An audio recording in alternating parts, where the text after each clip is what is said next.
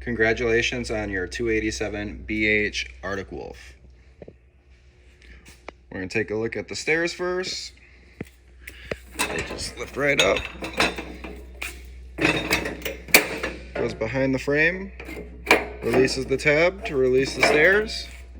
The stairs have two buttons to change the ground clearances for the steps for different campgrounds that you'll be at.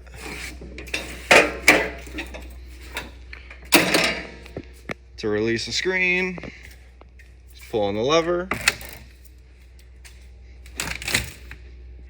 A tip for your stairs, be mindful of where this is. You want it to be as flush as possible, otherwise the bottom of the door could rub on the stairs and take itself out.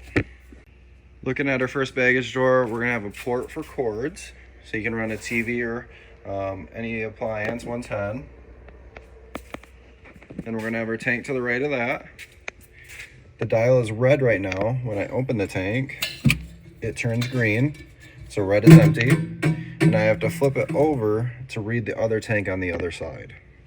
Taking a look under the front cap, we got our docking light. Turn that on for the cap lights. Got your spare tire underneath. You're gonna have your landing jacks.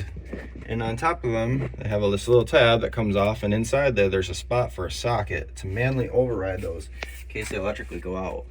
Right here, you're gonna have your battery disconnect. That is gonna turn off everything except for the carbon monoxide detector. That will still drain power no matter what. It's a safety feature. So anything over 3-4 days not connected to power, you will want to take the negative side off your battery. In the winter, if you don't have a heated barn, I would take the battery right out and store them in my basement. Right back there, you've got your solar controller. Not much to do with that. That's just taking the power from the solar panels and bringing them to the batteries, trying to trickle charge. Taking a look at our off-door side, we're gonna have that other tank. Other side of the baggage door where auto leveling will be. There's a reference page right there. Then we're gonna take a look at our water connections. We're gonna have our city water connection, which I do suggest getting a water pressure regulator. Drops down the pressure. Campgrounds are pushing for a lot of people. Don't want to blow out your lines. Then we're gonna have cable and satellite if that campground offers it. Then you're gonna have your fresh tank fill. That's where you're using the water pump. In a sense, you're in the middle of nowhere. Black tank flush, that's a sprinkler inside the black tank trying to spray off the sensors of all the toilet paper and all the crap. As long as you got a pressurized hose, it will start working. That's why I do like to have a clear elbow on my sewer port so I can know when it's done being cleaned. We have our black pull on our left, our gray forward, and then behind there, we're gonna have our fresh tank drain pull, and then our low point drains for winterizing or emptying all the water from the trailer. When doing the water process of the tanks, we like to do the gray water last because that will be the cleanest water. Also right here, we're gonna have our furnace port. Just let little kids know if they're in the area that it gets hot. We don't want to hear any bad stories. And while I'm right here, we're going to go over some maintenance. I like to say before and after camping season for all the maintenance. Hit your seals. Anywhere there's a rubber seal, hit those with a rubber seal conditioner. Your roof and your awning, make sure you treat those twice a year at least with a roof cleaner and conditioner, and they have a UV blocker in them.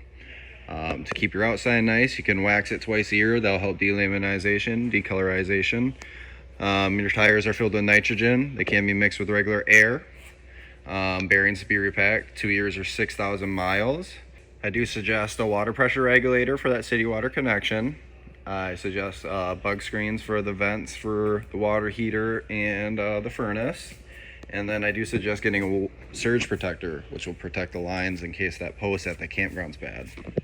Taking a look at the back of the camper, you're gonna have your second gray water port right there.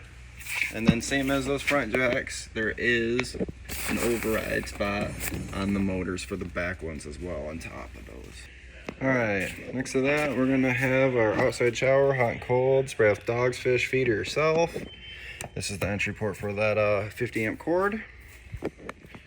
The gate, you just pull the pins to release it, put it down for cargo. If you have backup camera, you just gotta put the monitor into your cigarette lighter and make sure running lights are on in your car so that the camera and the monitor can pair up. All right, taking a look at our water heater here. Got our drain plug on the bottom.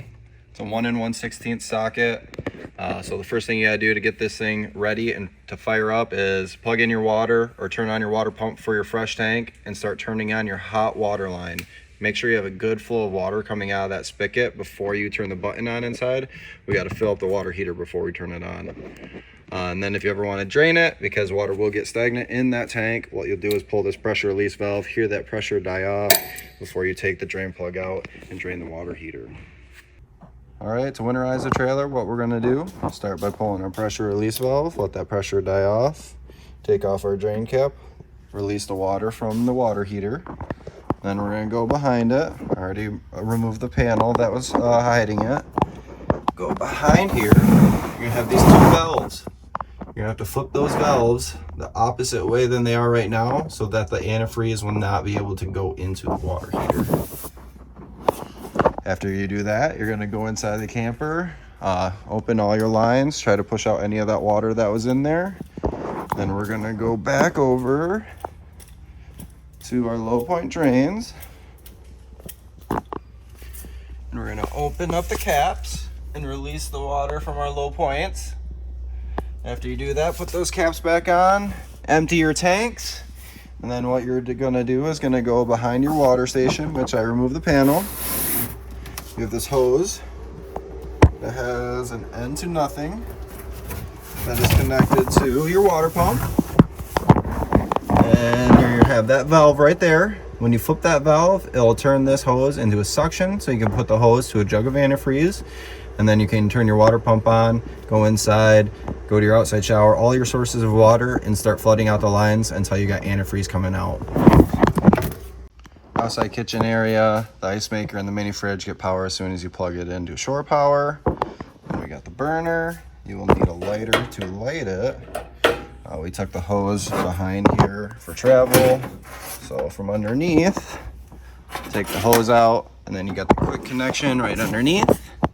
What you'll do is open that up, pull the tab, and then you'll have to push that in, and then those will feed off those front tanks.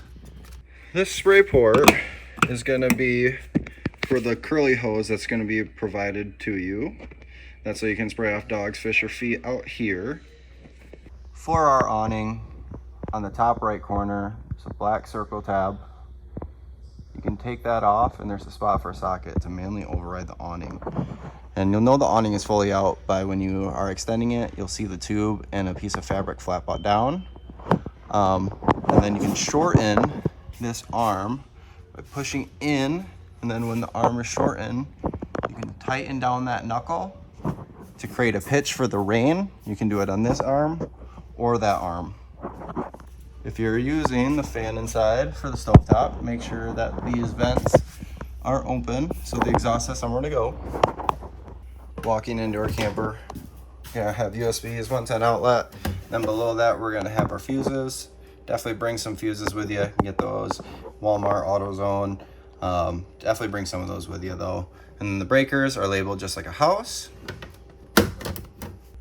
All right, looking at our control panel, awning, extend, retract. So retract will bring it back in, extend will bring it out.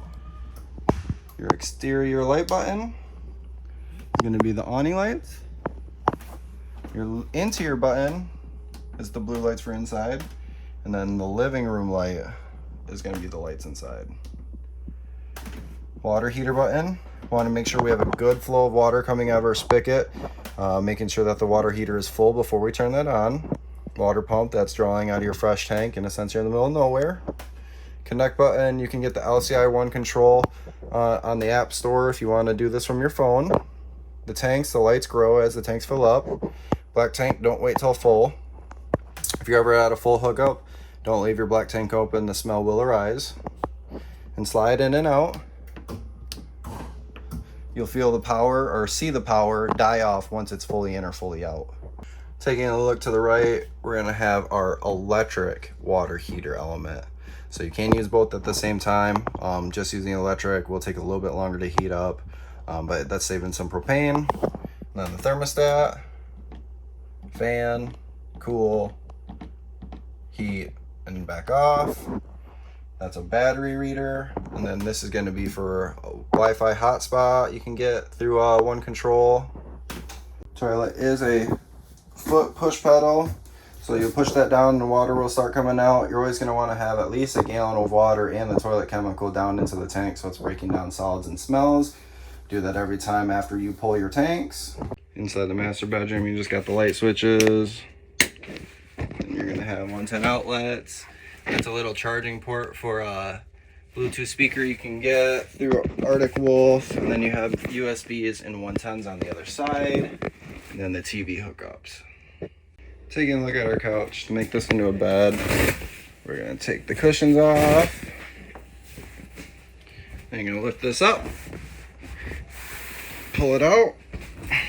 And then there's gonna be legs underneath. Pull those out.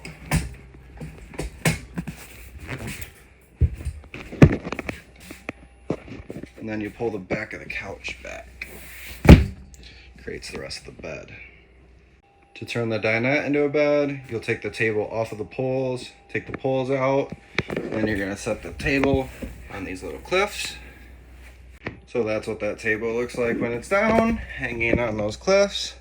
Then you use the cushions to make the rest of the bed. And some of the lights have little buttons in the middle to turn them on or off.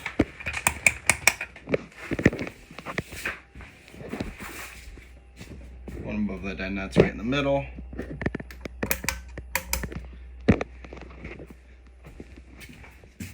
TV hookups in the bunk room, USBs, 110s, light switch, and a light under here with a push. Looking at our keys, the purple are going to be for the front door, the silver one's going to be for the outside shower, and then the gray one's going to be for the outside baggage doors.